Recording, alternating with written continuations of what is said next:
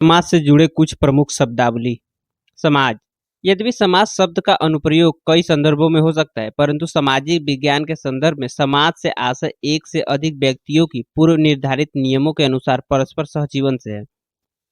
सामाजिक नियंत्रण। किसी भी समाज के लिए यह अति अनिवार्य है कि उसके सदस्य पूर्व निर्धारित नियमों के अनुसार सामाजिक जीवन जीते हों, जिससे एक व्यवस्था स्थापित हो सके। अतः यह समाज का दायित्व है कि लोग नियमों का पालन करते हैं, उन्हें पुरस्कृत किया जाए तथा इसकी अवहेलना जो करे उसे दंडित किया जाए।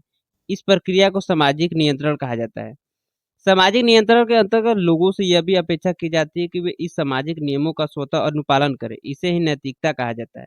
नैतिकता से आशय आंतरिक सामाजिक नियंत्रण है। सामाजिकरण। सामाजिकरण से आशय समाज के बनाए गए नियमों के सीखने की प्रक्रिया से है, जिससे कोई भी व्यक्ति उस समाज में बेहतर जीवन जी सके। यह सामाजिकरण संस्थागत हो सकता है या असंगठित हो सकता है। समुदाय। समुदाय से आशय एक ऐसे छोटे समूह से है जिसमें परस्पर स्नेह तथा सौहार्द अधिक होता है तथा सामाजिक जीवन का प्रभाव व्यापक होता है। वर्ग। वर्ग शास्त्र एक ऐसे समूह से है जो एक जैसे या परस्पर प्रतिपूरक लक्ष्यों या उद्देश्यों की वजह से एक साथ आते हों। संगठन। संगठन से आशय ऐसे समूह से है जहां पर किसी दिए गए लक्ष्य के लिए लोग परस्पर सहयोग द्वारा किसी लक्ष्य अर्जन के प्रयास करते हैं। संगठनों के में संघर्ष एवं प्रतिस्पर्धा का अंश भी होता है। संस्थान। संस्थान शासन एक ऐसे समूह या नियमों से हो सकता है जो पूर्व निर्धारित दिशा निर्देशों के साथ पूर्व निर्धारित लक्ष्यों को हासिल करने के प्रयास करते हैं। ये संस्थान भौतिक स्वरूप में या सामाजिक मनोवैज्ञानिक स्वरूप में हो सकते हैं। किसी भी समाज में व्यक्तियों या समूहों के बीच निम्नलिखित 3 प्रकार से परस्पर सामाजिक जीवन को जिया जा सकता है। सामाजिक सहयोग द्वारा, परस्पर परस्पर प्रतिस्पर्धा द्वारा, परस्पर संघर्ष द्वारा। यदि किसी समाज में सहयोग अधिक हो तो स्थायित्व में वृद्धि होती है और यदि संघर्ष अधिक हो तो सामाजिक परिवर्तन त्वरित होते हैं। भारतीय समाज की प्रमुख विशेषता। समाज का अध्ययन एक परिचय। किसी भी समाज के किसी भी समाज के वैज्ञानिक विश्लेषण के लिए यह अनिवार्य है कि उस समाज में उन घटकों को रेखांकित किया जाए जो निरंतरता को सुनिश्चित करते हो, और दूसरा कि उन घटकों को रेखांकित किया जाए जो परिवर्तन के लिए उत्तरदायी हो, जिससे आवश्यकता अनुसार निरंतरता एवं परिवर्तन में सामंजस्य स्थापित किया जा सके।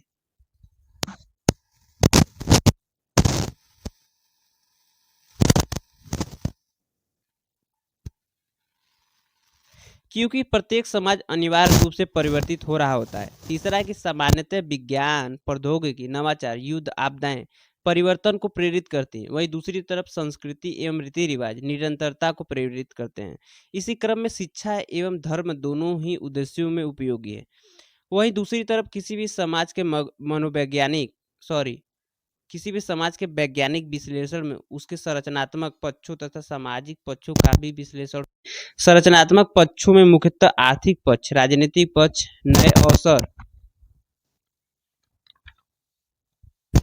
तकनीकीगत विकास इत्यादि घटकों को देखा जाता है। वहीं दूसरी तरफ सामाजिक परिप्रेक्ष्य में धर्म की स्थिति, व्यक्तियों के बीच सामाजिक संबंधों की स्थिति, सामाजिक असमानताएं के आयाम, परिवार, विवाह जैसे सामाजिक संस्थान इत्यादि घटकों को सम्मिलित किया जाता है। भारतीय समाज की मुख्य विशेषताएं।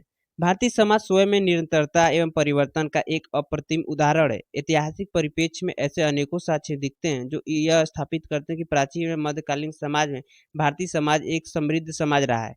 यद्यपि आर्थिक असमानताएं भी देखी जा सकती है, परंतु ब्रिटिश उपनिवेशवाद के बाद भारतीय समाज का तेजी से विघटन प्रारंभ हुआ। विघटन के प्रमुख कारणों में नई बंदोबस्त व्यवस्था, नई प्रकार की प्रशासनिक ढांचा एवं उसके दुष्परिणाम तथा उनसे जन्मे रूढ़िवादिता, अंधविश्वास, कमजोर वर्गों पर अति उत्पीड़न इत्यादि कारण विघटन हेतु उत्तरदायी रहे।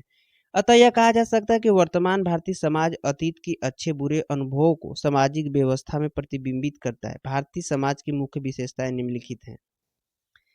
पहला है कि भारतीय समाज मुख्यतः एक ग्रामीण समाज है तथा ग्रामीण एवं नगरीय जीवन में एक निरंतरता दिखाई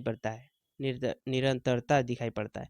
दूसरा है कि भारतीय समाज मुख्यतः पितृसत्तात्मक समाज है, यद्यपि यहाँ यदा कदा मात्र सत्तात्मकता के भी उदाहरण दिखाई पड़ते हैं, जैसे केरल में नायर समुदाय, मेघालय के खासी समुदाय इत्यादि। यद्यपि मात्र सत्तात्मक 100% नहीं पाई जाती।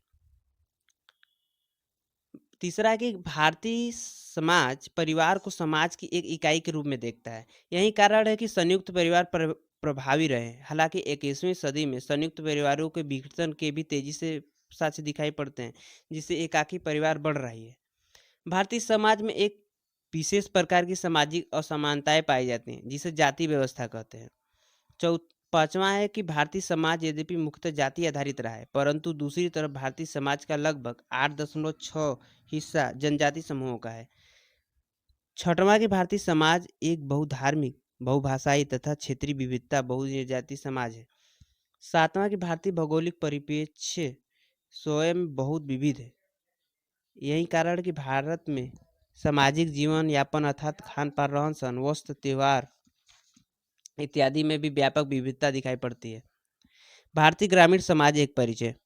ऐतिहासिक परिप्रेक्ष्य में भारत सदैव एक ग्रामीण समाज रहा है। यद्यपि भारत में यह ग्रामीण समाज सुख संगठित रहा है, परंतु ब्रिटिश उपनिवेशवाद ने ग्रामीण समाज की व्यवस्था को छीन भिन किया। यद्यपि चर्चित पुस्तक हिंद स्वराज में गांधी जी ने यह स्पष्ट रूप से रेखांकित किया कि भारतीय ग्रामीण समाज के विघटन का मूल कारण जमींदारी व्यवस्था तथा ब्रिटिश सरकार द्वारा भूमि बंदोबस्त की अस्पष्ट नीतियां रहीं। गांधी जी के अनुसार स्वतंत्र भारत में ग्रामीण समाज का उत्थान तभी संभव होगा जब निम्नलिखित 5 चुनौतियों का समाधान ढूंढे जाए। पहला है कि आय के स्रोतों का विकास एवं विविधीकरण किया जाए। पशुधन को वृद्धि, महिलाओं द्वारा खाद्य प्रसंस्करण में भागीदारी। असंरचनात्मक विकास मतलब दूसरा है कि असंरचनात्मक विकास हो। इस संदर्भ में डॉक्टर कलाम द्वारा वर्ष 2005 में 13 सूत्री पूरा की परिकल्पना दी गई। तीसरा है कि सामुदायिक जीवन का विकास।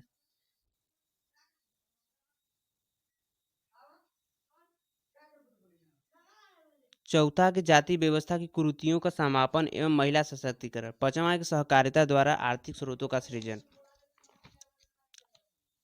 स्वतंत्रता पश्चात ग्रामीण समाज। स्वतंत्रता के पश्चात गांधीवादी दृष्टिकोण को अपनाते हुए ग्रामीण समाज के विकास हेतु 2 अक्टूबर 1952 को सामुदायिक विकास कार्यक्रम प्रारंभ किए गए, जिसके प्रमुख उद्देश्यों में कृषि का आधुनिकीकरण करते हुए आय का स्रोत बढ़ाना, जमींदारी प्रथा को समाप्त करते हुए भूमि सुधारों को प्रोत्साहित देना, जाति व्यवस्था की कुरीतियों को समाप्त करना, महिला सशक्तिकरण एवं राष्ट्रवाद एवं सामुदायिक जीवन को प्रोत्साहित करना रहे। यह सामुदायिक विकास कार्यक्रम तत्कालिक अमेरिका में चल रहे कृषि विकास कार्यक्रम तथा तत्कालिक सोवियत रूस में चल रहे सामुदायिक जीवन का मिला-जुला स्वरूप था। यद्यपि यह सामुदायिक विकास कार्यक्रम बहुत सफल नहीं रहा, परंतु निसंदेह इसने ग्रामीण समाज के विकास को एक दिशा प्रदान की। सामुदायिक विकास कार्यक्रमों की विफलता को जानने हेतु बलवंत राय मेहता समिति बनाई गई, जिसने पंचायती राज व्यवस्था को अनुशंसित किया। इसके अतिरिक्त समय समय पर ग्रामीण समाज के विकास हेतु अनेकों प्रयास किए जाते रहे हैं, जैसे समेकित कृषि विकास कार्यक्रम IRDP, इंदिरा आवास योजना, जवाहर रोजगार योजना, प्रधानमंत्री ग्राम सड़क योजना, सर्व शिक्षा अभियान, दीनदयाल उपाध्याय ग्राम ज्योति योजना, अंत्योदय योजना इत्यादि। डॉक्टर कलाम की पूरा परिकल्पना ग्रामीण समाज के संदर्भ में 21वीं सदी की चुनौतियों को संज्ञानित करता है। इसके अंतर्गत ग्रामीण समाज की मौलिकता को बनाए रखते हुए शिक्षा, स्वास्थ्य, कृषि के अनियंत्रित रोजगार के विकल्प, आवासीय सुविधा सहित 13 प्रमुख उद्देश्यों को चिन्हित किया गया है।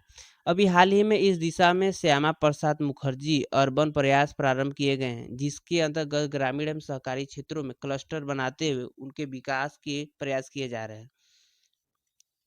कोविड के पश्चात ग्रामीण समाज। कोविड महामारी के प्रकोप में ग्रामीण समाज की प्रासंगिकता और बढ़ी है, जहां एक नई अवधारणा के रूप में दिख रहा है कि ग्रामीण समाज की पुनर्जीवित करना लाभप्रद हो सकता है।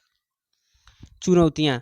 ग्रामीण समाज के विकास के संदर्भ में सबसे बड़ी चुनौती यह रही कि नीतिगत संदर्भों में सामाजिक पक्षों की अनदेखी हुई है, अर्थात वे घटक पक्ष जो सामाजिक जीवन को पुनर्संयोजित कर सकते हैं की दिशा में आवश्यक प्रयास कम हुए हैं।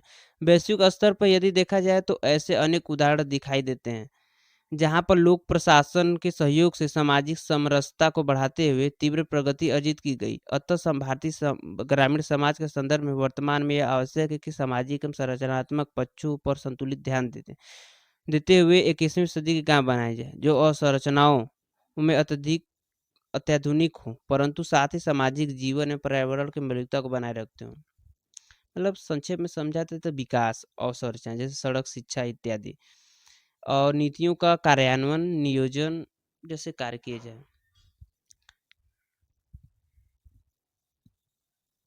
सामाजिक असमानता।